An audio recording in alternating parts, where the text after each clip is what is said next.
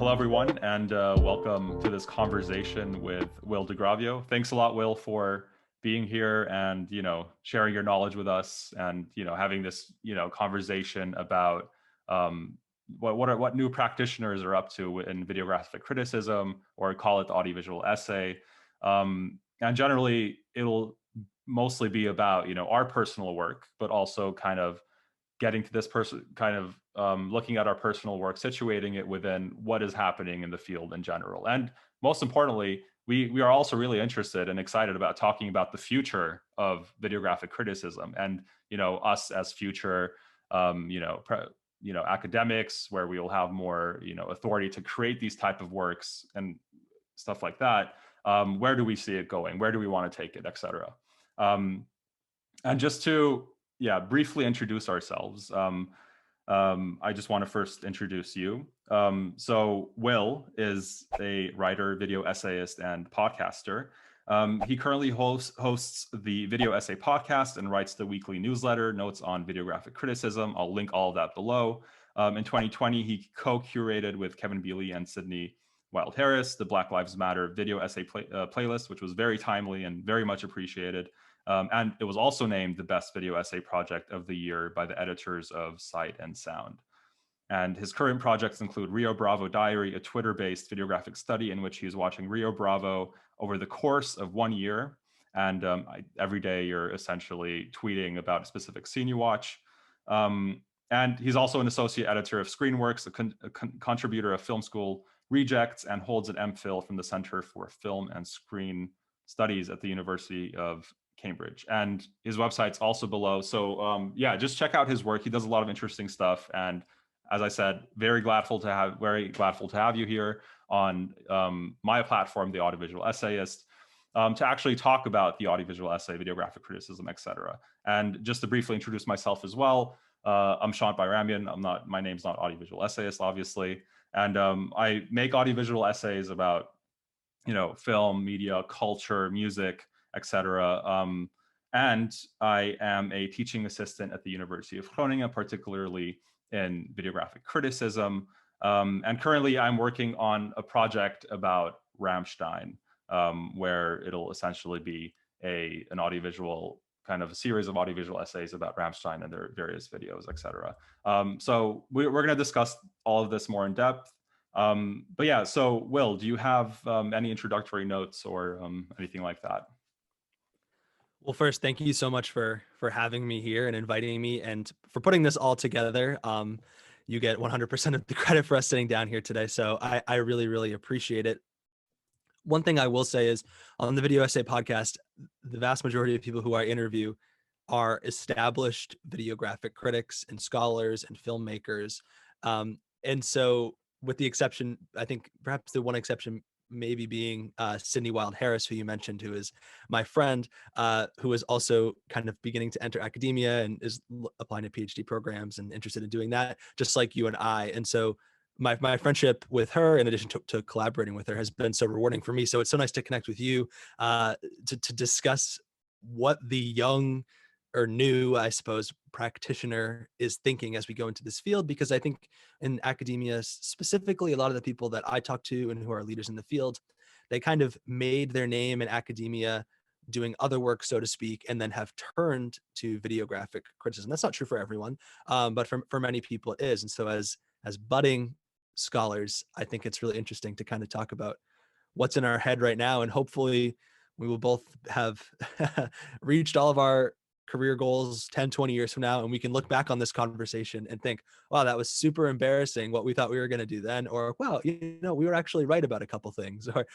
so who knows what will happen. But either way, I'm super happy to be here. Thank you. And I'm an admirer of your work. So thanks a lot, Will. Thanks a lot. Yeah, I'm also a big admirer of your work, and I really appreciate the fact that you're, trying to break the boundaries of, the forum, but also trying to bring it into the general public, for example, through your podcast, and also through Twitter, for example.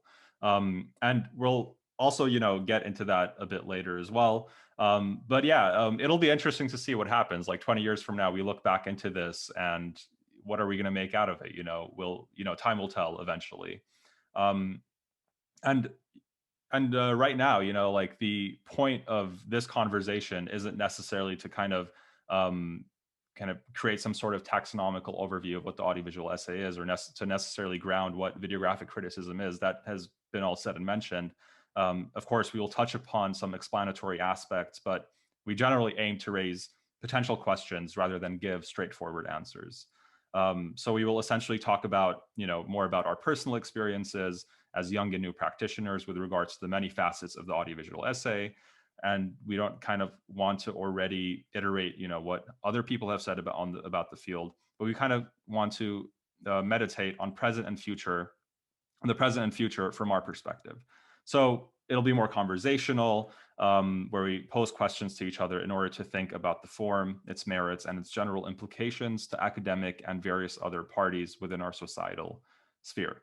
And we also just generally hope that this conversation would help other new practitioners or people who are kind of wanting to get into the field, wanting to create audiovisual essays. And so we will essentially start from the personal, more how we got into it. We will try to get into those aspects. And then we will eventually kind of move on to kind of more talking about how we create audiovisual essays, what kind of sacrifices go into it in terms of artistic sacrifices, for example, and stuff like that. And then eventually we'll go on to talking about the future, where we see it going. And with that being said, the conversation will be divided into 3 parts, and subsequently uploaded on my channel, and to some extent also on Will's podcast as well. Yeah, so while we're talking about our kind of personal history with the videographic criticism and the audiovisual essay, we also we're going to attempt to interlace that with some kind of generally speaking, like what the audiovisual essay is, the different modes that have kind of arisen in the past 10 to 15 years, and then move on to discuss, our style, our positioning, our practice, how has that developed within the current space. And then, as I said, we want to talk about the future, because that's what we're really excited about, and what it means for academia, film studies, and the general public. Yeah, so that being said, I want to ask you the question, Will, how did you get into the form? What was so exciting about it that made you, actually consider this to be a potential career path, or something you would want to practice to, make the podcast, et cetera? So how did you get into it? Thank you for that introduction and for that question. Yeah, so it was as organic as it gets. This is a story that I've told before, so I hope for some people this might be a repeat. But I went to received my undergraduate, my BA at Middlebury College in Middlebury, Vermont, in the United States. And I was working as a journalist, really involved with the school newspaper. Like, journalism was my thing. That's what I decided that I wanted to do. And so at Middlebury, it's a liberal arts school. So unlike perhaps many universities in Europe, you don't have to go in knowing what you're going to major in. You might go in thinking that you're going to be a dance major and end up being a neuroscience major. There's really no restrictions. And that's the kind of education that I wanted and I really believe in. But by the end of your sophomore year, you have to declare a major. You could change it at some point, but you basically have to declare a major, because within your major, you have to take a certain number of courses there, whatever. And so I was taking political science courses, I was taking English courses, and I eventually stumbled into the intro film studies course and really enjoyed it. And seeing kind of the course offerings, the major was called film and media culture. And I sort of thought to myself, oh, okay, this is the closest that Middlebury College has to journalism as a major. It turned out it was not that close to journalism at all, but being a stupid sophomore, that's what I thought. And I thought, okay, this will be my major, and then maybe I'll combine it, because you can do a lot of joint majors with English and political science, or I'll get minors in those two. I ended up getting minors in English and political science, but that was just because I didn't know what I wanted to do. I just took enough classes to do it. It wasn't like a really calculated thing. And so one summer I was working as an intern at the local newspaper, which is called the Addison County Independent, and it covers all of the county that the college is in Vermont. Or I should fast forward. So at the end of my sophomore year, I'm scrambling. I decided I need to declare a major, and I asked Jason Mattel to be my advisor. And Jason Mattel is obviously a very well-known figure to everyone in the video essay world. I did not know that at the time. The reason was I had been thinking I would write a thesis about perhaps like conservative television, Fox News. I was very interested in that as a topic, and he was the perfect person to do that with. And so as I'm meeting with him, asking him to be my advisor, I don't think I'd ever even met him before I asked him to be my advisor. I just kind of walked into his office with like a piece of paper. I was like, here you go. And I said, I'm working at the local newspaper this summer. And if you have any tips, because I knew he is very plugged into the community. His wife ended up being elected a state senator. So they're very involved. And I said, uh, if you hear anything, let me know. Fast forward to June, I get an email from Jason and he says, hey, you know, next week we're going to have something called the Scholarship and Sound and Image Workshop at Middlebury College. This is funded by the National Endowment for the Humanities. And we're having scholars from all across North America and Europe coming in and learning about videographic criticism. I did not yet know what that was. Would you like to come? And I said, sure, for basically two reasons. One, you need stories in the newspaper business. And two, the college had great air conditioning and it was so hot in Vermont that summer. And I was like, all right, I'll go up and cover this. And it also seemed cool. And so I went up and covered the workshop, which is one of the most important initiatives in the video essay landscape right now, and just really fell in love with it. And that fall decided to enroll in Jason's videographic film studies course. And that was a very important semester for me because now being a new film major, I had to start taking a ton of film classes. And so I took film history, which is an introductory course, the videographic essay course, and I took a course dedicated specifically to Alfred Hitchcock, which if you know my video essay work, I am Hitchcock obsessed like so many other people. And so it was this beautiful blending of I just became so passionate about so many things at once and started to slowly realize, wait, maybe I'm actually interested in the discipline of film studies. And, you read my bio, so I don't need to go over it now, but that was kind of the point where I started getting more and more interested. And for me, and I'll leave it here, what got me so excited about videographic criticism was I was encountering, for example, that was the first semester, that semester was the first time I had watched Citizen Kane, right? Like I was not a cinephile growing up. I did not watch a lot of movies. And so for me, I was encountering Hitchcock and all these canonical films in the film history course. Video essay allowed you to say something new or something interesting. It allowed you to contribute to a discourse.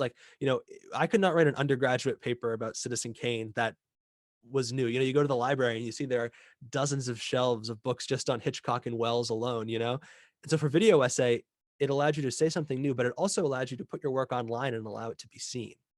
And so I can talk a little bit about the video essays that I made in that course and how that kind of shaped my direction, but I'll leave it there. That's kind of my brief intro, but I'd be curious, how did you first encounter the form?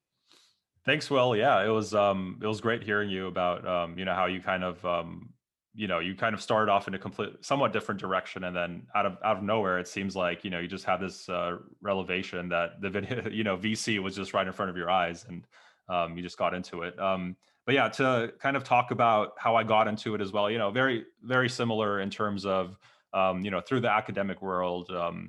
I was doing my bachelor's at the University of Groningen in arts, culture, and media, which is also somewhat more a general BA course program about particularly about music, theater, and film.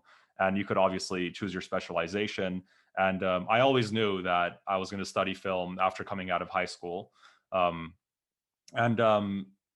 I was like, I always used to consume like audiovisual essays on YouTube, for example. I was watching a lot of YouTube like throughout the years, et cetera. And we would also, study film history, film analysis, et cetera. But we would usually output these, our research or our papers through the textual medium.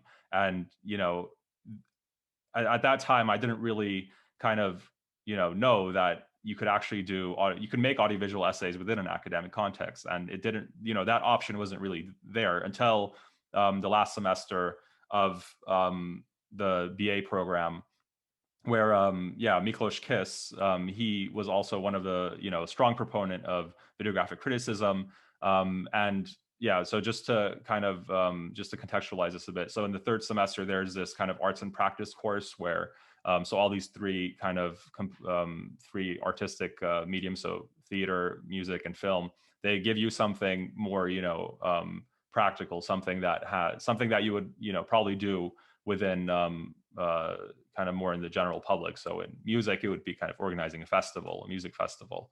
And and that was the second year where Miklos Kiss actually was giving that videographic criticism course, because Before that, it was mostly filmmaking. And, he thought that it would probably be kind of more in line with academic kind of curricula to bring in videographic criticism as opposed to strictly the artistic mode of production of filmmaking. So that's how I got introduced to it, generally speaking. I was just really excited to kind of do that course, and it was actually one of my favorite courses. And every time I would, embark on one of the projects he gave us, I was just generally, enthused with the fact that I could actually work on these films, not in a textual way. And the thing is that I also had some editing experience. So I was generally also into filmmaking when I was like 14 or 15. And I was also editing like these short movies, etc. Just like, high school movies, nothing spectacular. But when I saw that, VC gave me that opportunity to, critically talk about media objects, specifically film, and to actually, manipulate these through artistic methods such as editing or other methods as well. Then 1+1 became, 2 and 2 came together, and yeah, it gave birth to just my general excitement towards videographic criticism. So that's how I was kind of introduced to it. And then I, started getting into kind of reading more about it, following the journals like In Transition, etc. So yeah, that's just to keep it there, just a brief introduction. What year in university did you take the course? That was the third year. So the last year. Yeah. Right. So it was my third year as well. In the US, we do a fourth year. Or I know some schools in Europe do 4, but all in the US do 4 typically. As I'm talking to you now, I'm thinking how lucky I was to take that in my third year, because I don't know if you feel this way, but I almost think I wouldn't have, if I had taken it in my first 2 years, I don't think I would have had the rhetorical skills, but I also don't think I would have appreciated how liberating a form it can be, right? Like the Middlebury mantra is like for the workshop, and I got to be the TA for the workshop in 2019. So I'm a firm believer in this method, and that's kind of what informs my practice, which I know we'll get to, is make first, think later is kind of the mantra, right? Like Mattel and Christian Keithley teach, okay, go into Adobe Premiere or whatever editing platform you use first and start thinking and playing around within the platform. Don't sit in the dining hall, sit under a tree and just think, and then try and translate those thoughts into an audiovisual essay. And so I think for me, having been just writing papers, and as we all know, sometimes, you have to make first, think later when you're scrambling to write a paper at the final minute, like you're just trying to throw in stuff on the page. But for here, that's encouraged, and that breeds creativity in the form. So I'm wondering, was there a creative kind of mantra to what you were doing? Like what was that approach? Yeah, I think it was like pretty essentially like pretty opposite to what you guys were doing at Middlebury. I mean, I just first of all just want to say that I think I appreciate that approach in general. Like, I think it's a more of a pedagogical, more constructive approach where you just I mean, just to provide some sort of anecdote, like where you give some, I don't know, 5-year-old kids like some, like, I don't know, things they could play with or things they could puzzle, and they just do it, right? So they just do it and then see what comes out of it. But yeah, at the University of Groningen, and Miklos Kiss is also he's more kind of stuck to the kind of academic approach of creating an audiovisual essay. So it's not more of a method, as opposed to what they were kind of doing at Middlebury, and what your background is, but it was more of a mode of communication or mode of academic output. But then again, in that course, he still gave us the kind of tools to, or he gave us that kind of option to actually experiment with that method as well, because there was also one project where we had to be more playful, be more experimentative with it, and he also highlights that in his recent Cinephiles. He just published a recent article in the recent Cinephiles issue. And he talks about that there as well. So I'll link that down below as well if anyone's interested in reading it. And yeah, and that kind of brings us to these two somewhat, you were on the opposing side of the pole, and I was on the other side to some extent. And yet we're here talking about videographic criticism. And is it kind of the same process where you go to today, where you just kind of do and then figure out what the added value of this work is? Yeah, it's interesting because on one hand, the video essay that has been perhaps the most well received, that got a shout out in the 2019 Sight and Sound survey, is my video essay, "The Barber Approves," which is a moment in John Ford's My Darling Clementine. That is an adaptation of a paper that I wrote for Christian Keekly's film theory course. And I think adapting a written work for a video essay is very, I mean, I don't want to say that it's not part of what I was taught originally in videographic criticism, but I think it wouldn't be the go-to method. And as I was making it, I had to really check myself and think, how am I doing things videographically that how am I doing things in the video essay that I'm not doing in the paper, beyond just using sounds and images? And so I really, as I was making the essay, I was really trying to rediscover things in the film, which I do. One example being that in My Darling Clementine, there's an east-west divide between all of these characters. Some characters are characters of the frontier. Doc Holliday, Clementine are from the east, and they come in. Okay, so as I was looking through the video essay, I was thinking, okay, how can I try and find formal elements that enhance that argument? And there were a few examples of that, where if you were to look at the framing, Ford, for example, will have like a beam of wood, and Wyatt Earp will be on the west side and Clementine will be on the east. Now, am I saying that John Ford did that? Like, am I trying to ascribe some type of, authorial intent that's there? Not really, but I just think it's interesting. So I threw it in and I tried to emphasize that in the video essay. I don't mention that at all in the written essay.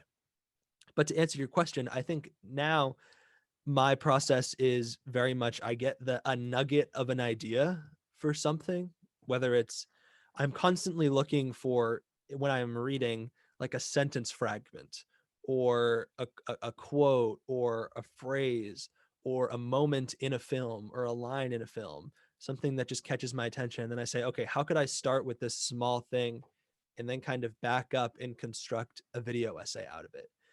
As I'm watching Dial M for Murder, I love when they put the wig on the judge, or the black whatever it's called, and that scene with Grace Kelly, and I'm like, okay, how could I make a video essay about that? Or a lot of my work is dealing with these kinds of tiny little objects, and that's also a lot of the work that I think is encouraged and we watch in the Middlebury approach. So it makes sense that that's how I approach it.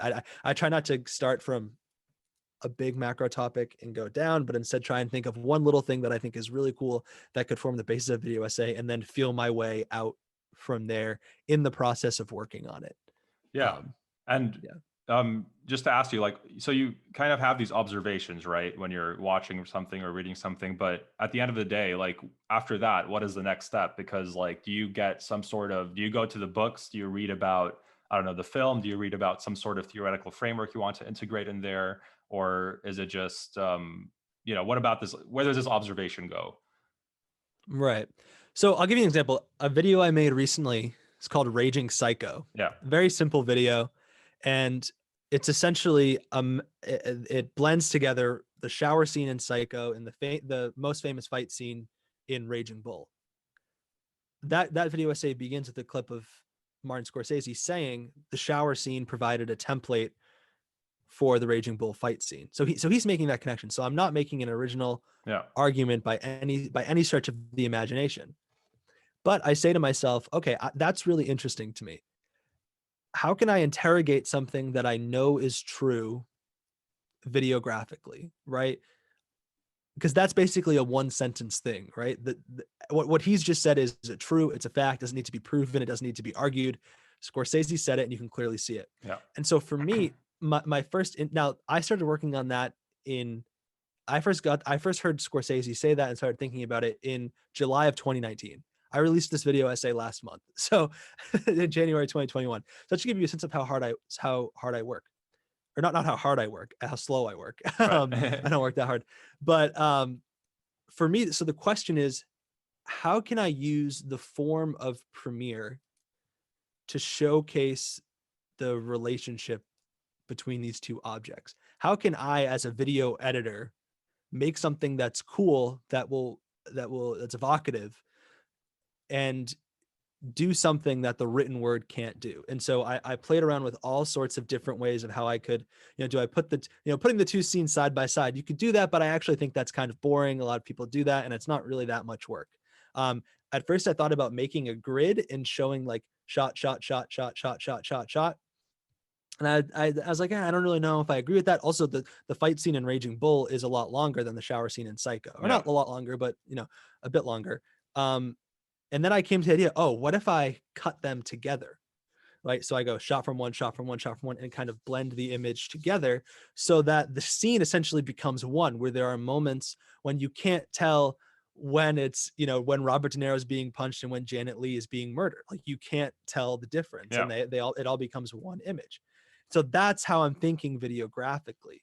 But for me, I'm constantly also looking for inspiration. So when I'm working with Psycho, my first thought is, okay, I'm going to go read Laura Mulvey on Psycho. Right. Right. And I'm just gonna kind of, even if I don't take something directly from her work and from Death 24 Times a Second, like the way that she's thinking about Psycho, I take in and internalize it. So as I'm making something, I'm always reading other things.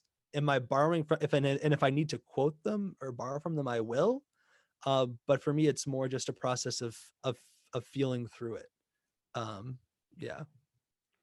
Yeah, I think it's a great process, generally speaking, just moving on, just kind of, you know, trying to figure out what your software could do for you. And I think, thinking about how you could generally use or like manipulate, the audiovisual medium in the editing software for argumentative ends. I think that's also one of my, that's what excites me the most. And that's what I also like to think about. But yeah, the thing is that before we kind of go deeper into how we could do that and go deeper into kind of, projects, et cetera, or kind of how we create audiovisual essays, I kind of want to stay within the, the introductory realm, like where, why did you stick with creating audiovisual essays, and why did you continue after your university years? Yeah.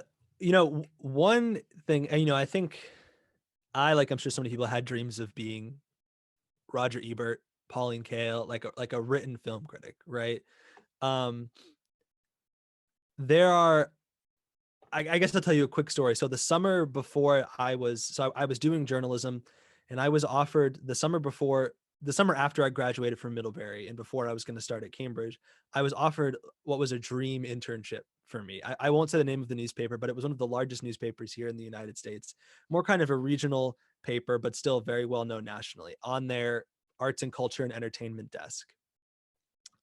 One day I got a call from the editor of that desk, who was going to be my boss, and said, yeah, so everyone at the desk has just essentially been fired. And I went, oh, okay. That's awful. And she's like, you still have an internship and you'll be able to write a ton more, blah, blah, blah. Let me know. So then I hang up and I'm like, all right, well, on one hand, it's cool that I would get to write more, but on the other, like, I feel like the point of internship is that you're supposed to learn from people, right? Like I'm not ready to to do, like, I think I could do some good reporting and criticism and whatever, but like I had been really looking forward to learning from people there. Then I get the Cambridge a scholarship to go to Cambridge. I'm going there. And so the timing doesn't really work out. Like, I want to for the internship and to go to school. And then Jason and Chris asked me to be the teaching assistant for the scholarship and send an image workshop. And so on one hand, it's this idea of print media is dying and it's really hard to make it as a written film critic. On the other hand, this form seems to be really cutting edge and new. I was kind of knowing, like, okay, I think I want to go into academia. And so I want to get involved in this more academic videographic practice. But also I kind of knew at that point, okay, before I go back into academia, I'm probably not going to work as a journalist in a traditional sense. Like, I don't really know if that's what I want to do. I don't really want to hide my politics and pretend to be neutral. And also, arts journalism in particular is just a crapshoot. And what I liked about the forum, and this relates to back what I said about Raging Psycho, is you can self-publish, right?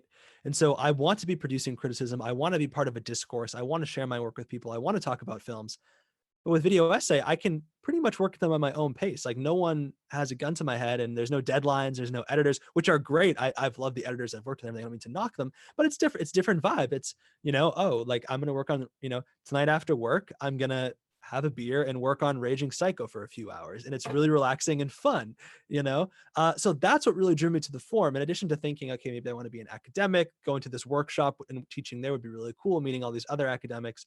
I was also thinking in the meantime, I have this urge to produce film criticism on some level. I write for Film School Rejects, I've written pieces, but it's the video essay making that I'm really passionate about. And that, I've written articles for Film School Rejects that have been really well received. I've been trashed online before, but most get no reaction. Whereas with the video essay, there's this wonderful community of people out there. If you throw work out there, you'll get reaction all the time. Even, and it's that's what's really fun for me, and that's what's rewarding for, and that's what makes it fun. So for me, it was this combination of thinking about my career, having fun, and also being able to kind of control my own destiny and say, okay, I'm gonna, rather than trying to grind out film reviews and interviews and everything and just kind of go in this constant cycle, maybe I'll take a step back a little bit and make a video essay and really think about what I'm doing and try and produce, a couple video essays a year, what have you. So that was kind of my thinking there. Yeah, I think so you were essentially talking about how the forum and the field was still in its infancy, and I think you saw an opportunity there where I'm not gonna you weren't gonna go into kind of the more traditional route, going through writing news articles or going into some sort of newspaper or whatever. But what you were thinking about, what can this forum that you studied in university, that you took a course about, how can it help me, and what can I do for it, right? And that's what I was also thinking. I was like, I don't want to really write about, I like writing about film, and at the end of the day, my process is also about, I write the scripts, right? And if you're doing any kind of voiceover, or if you're putting text on there, you're going to write something to some extent. But then again, who's going to consume that as a kind of self-publisher? At some points, if you're writing about film, you also need an affiliate, and they're going to put your work out there. And to get to that stage, it's very competitive, as you were saying. But now we have these tools that we could essentially use, that were particularly native to, like, YouTube, Vimeo, etc., all these other social media platforms. And we could use those tools to essentially propagate our knowledge, etc. Right. So yeah. And can I add one? Oh, sorry, not to cut you off. I just want to add one more thing. I totally agree with what you're saying. And also, I love writing, and that's why I have a newsletter, because I do love writing. An important thing for me was, I wrote film reviews for like the school newspaper at Middlebury and whatnot. I'm not would I love to be a film critic? I'm sure I would. I'm sure it's a great job. I don't need to knock it. But I'm really not interested in writing about films that I don't like or that I think are bad. That to me was probably like the biggest reason why I think I probably couldn't be a film critic. Like if I see like a bad movie, like I fell asleep in the theater during Cats. It was so awful. Like I don't want to write about that. Like I don't want to, and it's not, and I honestly, I don't get any like satisfaction out of really talking about how horrible a film. I mean, sometimes, but like, for the most part. Whereas with videographic criticism, I mean, there are video essays about films that people don't like and that they're critiquing, and of course, but I think for the most part, we are attracted to the things that we love and that we want to spend a lot of time with and get closer to the media object and really understand and pick apart and revisit. And that to me was what's so appealing, because I find it so much more rewarding and fun to keep getting to know the films that I love, instead of just like, all right, well, this shitty movie came out and let's just go into it. You know what I mean? Yeah. But I'm sorry if I cut you off. No, it's all right. Yeah, thanks for that comment. But then again, if you were making audiovisual essays for, for some sort of outlet, for an affiliate, I mean, it would probably be the same process as writing about film, right? You would have to, create content, that about films that you might not like. But then again, you know, YouTube, all these kind of independent kind of outlets give you the opportunity to, you know, do whatever you want with these films in terms of select your films, etc.